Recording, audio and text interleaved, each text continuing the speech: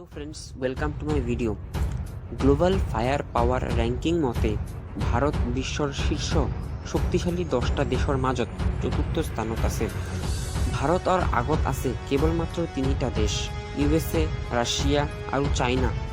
চীনৰ পিছতেই ভাৰতৰ অৱস্থান। চীন এনেকুৱা টেকনলজি থকা এটা দেশ যিয়ে কাৰো একো নুশুনে। আমেৰিকাৰ নিচিনা দেশো এতিয়া চীনক লৈ চিন্তিত হৈ আছে।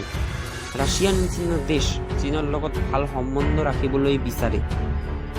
ভাৰতৰ বাবে প্ৰতিবেশী ৰাষ্ট্ৰ হিচাপে চীনৰ স্থিতি সদায় গুৰুত্বপূৰ্ণ আৰু সংবেদনশীল। দুয়োটা দেশৰ সভ্যতা ঐতিহাসিক ৰূপে গুৰুত্বপূৰ্ণ। আৰম্ভণিতে দুয়োটা দেশৰ মাজত সম্বন্ধ ভালেই আছিল, কিন্তু কিছু কাৰণৰ বাবে লাহে লাহে দুয়োটা দেশৰ মাজত সম্বন্ধৰ অৱনতি ঘটে আৰু আজিৰ পৰিস্থিতিত যুদ্ধৰ ৰূপ লৈছে। চীনৰ লগত ভাৰতৰ সম্বন্ধৰ বিষয়ে আমি আন এটা ভিডিঅ'ত বিস্তৃতৰূপে চৰ্চা কৰিম। আজিৰ ভিডিঅ'টোৰ মাধ্যমেৰে আমি জানিবলৈ চেষ্টা কৰিম যে যেই চীনৰ বিপক্ষে আজি বিশ্বৰ বেছিভাগ দেশে কথা ক'বলৈ দুবাৰ ভাবে, সেই চীনক লৈ ভাৰতৰ কোনো চিন্তা আছেনে? যেই চীন বাৰে বাৰে আমেৰিকাৰ নিচিনা সৈন্য শক্তিক চেলেঞ্জ কৰিব পাৰে, সেই চীনে যোৱা 1 বছৰলৈকে চলি থকা ষ্টেণ্ড অফৰ পিছতেও কিয় ভাৰতক আক্ৰমণ কৰিব পৰা নাই? লাডাখত চীনৰ লগত চলি থকা ষ্টেণ্ড অফৰ মাজত সকলোৰে মনত এই প্ৰশ্নটো থাকিব পাৰে যে ভাৰতীয় সেনা চীনৰ বিৰুদ্ধে কিমান সক্ষম? চীনে ভাৰতক 1962 নিচিনা পৰাস্ত কৰিব পাৰিবনে? ভাৰতীয় সেনা আৰু চীনৰ সেনাৰ মাজত যদি আমি তুলনা কৰোঁ, তেন্তে এই সত্যটোক আমাক মানিবই লাগিব যে ভাৰতৰ তুলনাত চীনৰ প্ৰতিৰক্ষা বাজেট বহুত বেছি। চিপ্ৰিৰ প্ৰকাশ কৰা ৰিপৰ্ট অনুসৰি চীন সেনাৰ অৰ্থাৎ ডিফেন্স বাজেটৰ ফালৰ পৰা বিশ্বৰ 2য় স্থান অধিকাৰ কৰি আছে। চীনে 2020 চনত সেনাৰ বাবে খৰচ কৰিছে 252 বিলিয়ন আৰু ভাৰতে খৰচ কৰিছে 72 বিলিয়ন। চীনৰ সৈনিকৰ সংখ্যা ভাৰতৰ বিপক্ষে বেছি, কিন্তু ইয়াতে এই কথাটো মনত ৰাখিব লাগিব যে যুদ্ধ কেৱল সংখ্যাবলৰ ওপৰত ভিত্তি কৰি জিকিব নোৱাৰি। চীনক মনত ৰাখিব লাগিব যে এইটো 1962ৰ ভাৰত নহয়, 2021 চনৰ ভাৰত। ভাৰতৰ সৈন্য শক্তিৰ বহুতো পৰিৱৰ্তন ঘটিছে। ভাৰত 1962ৰ নিচিনা পৰিস্থিতিত নাই। ইয়াৰ উপৰিও ভাৰত আৰু চীন উভয়েই নিউক্লিয়াৰ শক্তি সম্পন্ন ৰাষ্ট্ৰ। আজিৰ যুদ্ধ 1962ৰ নিচিনা লম্বা নহ'ব, কিয়নো যুদ্ধ যিমান লম্বা হ'ব দুয়ো দেশৰ অৰ্থনীতি সিমানেই ক্ষতিগ্ৰস্ত হ'ব। কিন্তু দুয়ো দেশৰ মাজত সৰু যুদ্ধৰ আশংকা থাকে আৰু ভাৰতীয় সেনা ইয়াৰ বাবে প্ৰস্তুত। এতিয়া আমি আলোচনা কৰিম কিছুমান ফেক্ট যিয়ে প্ৰুফ কৰিব যে কিয় চীনে ইমান সহজে ভাৰতক আক্ৰমণ নকৰে। নাম্বাৰ 1, চীনৰ সীমা বিবাদ। ভাৰতৰ নিচিনা চীনৰ সীমাও 14টা দেশৰ সৈতে যুক্ত আৰু প্ৰতিটা দেশৰ লগত চীনৰ সীমা বিবাদ আছে।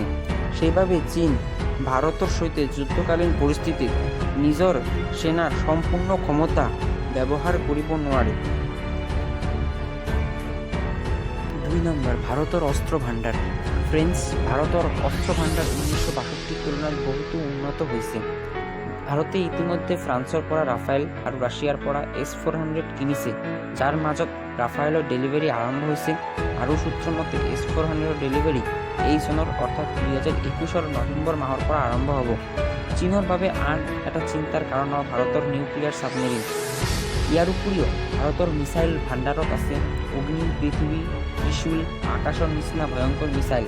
চীনৰ বাবে আন এটা চিন্তাৰ কাৰণ হ'ব ভাৰতৰ ব্ৰাহ্মছ মিছাইল, যিটো ৰাছিয়া আৰু ভাৰতে যৌথভাৱে নিৰ্মাণ কৰিছে। ব্ৰাহ্মছ যিকোনো পৰিস্থিতিত যুদ্ধৰ ৰূপ সলনি কৰিবলৈ সক্ষম। ইয়াৰ উপৰিও ভাৰতৰ আছে T-90 টেংক, T-72 টেংক, এপাচি, চিনুকৰ নিচিনা হেলিকপ্টাৰ, Sukhoi 30 ফাইটাৰ জেট। ট্ৰান্সপৰ্টেশ্যনৰ বাবে ভাৰতে ব্যৱহাৰ কৰে C-17 global master, C-130J super Hercules এইবোৰ। এইটো আমি সকলোৱে জানো যে পৰ্বতত যুদ্ধ কৰিবৰ বাবে যি সক্ষমতাৰ প্ৰয়োজন হয়, চীনৰ সেনাৰ সেই সক্ষমতা নাই। আনফালে পৰ্বতীয়া অঞ্চলত যুদ্ধত ভাৰতীয় সেনা বিশ্বৰ শ্ৰেষ্ঠ সেনা। এই কথাটো চীনৰ বহুতো সেনা বিশেষজ্ঞই স্বীকাৰ কৰিছে আৰু চীনৰ লগত ভাৰতৰ বিবাদ বেছিভাগ পৰ্বতীয় অঞ্চলতে। ইয়াত ভাৰতীয় সেনাক পৰাস্ত কৰা চীনৰ বাবে সম্ভৱ নহ'ব। নম্বৰ 4, ভাৰতৰ ডিপ্ল'মেটিক পাৱাৰ। আজিৰ পৰিস্থিতিত ভাৰতৰ ডিপ্ল'মেটিক পাৱাৰ চাইনাতকৈ বেছি হ'ব। বিশ্বৰ বেছিভাগ দেশেই ভাৰতক সমৰ্থন কৰে আৰু এইটো মানে যে যদি কোনো দেশে চীনক চ্যালেঞ্জ কৰিব পাৰে সেই দেশটো হ'ল ভাৰত। এই পৰিস্থিতিত যুদ্ধ হ'লে চীনৰ বিৰোধিতা কৰা দেশসমূহ ভাৰতক সমৰ্থন কৰিব আৰু যাৰ বাবে ইণ্টাৰনেশ্যনেল প্ৰেছাৰ চীনৰ ওপৰত বহুত বেছি থাকিব। কিন্তু ৰাছিয়াৰ ক্ষেত্ৰত ৰাছিয়াৰ লগত ভাৰতৰ সম্পৰ্ক ভাল হোৱাৰ বাবে এই পৰিস্থিতিত ৰাছিয়া নিউট্ৰেল থাকিব। ভাৰতীয় সেনা 1962ৰ পিছত 3টা যুদ্ধ জিকিছে। আনফালে 1962ৰ পিছত চীনে তেনেকুৱা কোনো যুদ্ধত ভাগ লোৱা নাই। সেইবাবে এক্সপিৰিয়েঞ্চৰ ফালৰ পৰা ভাৰততকৈ চীনৰ এক্সপিৰিয়েঞ্চ কম। আনহাতে ৰাজনৈতিক আৰু সৈনিক বক্তব্যৰ পৰা এইটো প্ৰমাণিত হয় যে ভাৰতে এতিয়া চীনৰ ওচৰত মাথা নত নকৰিব, চীনক উপযুক্ত জবাব দিব।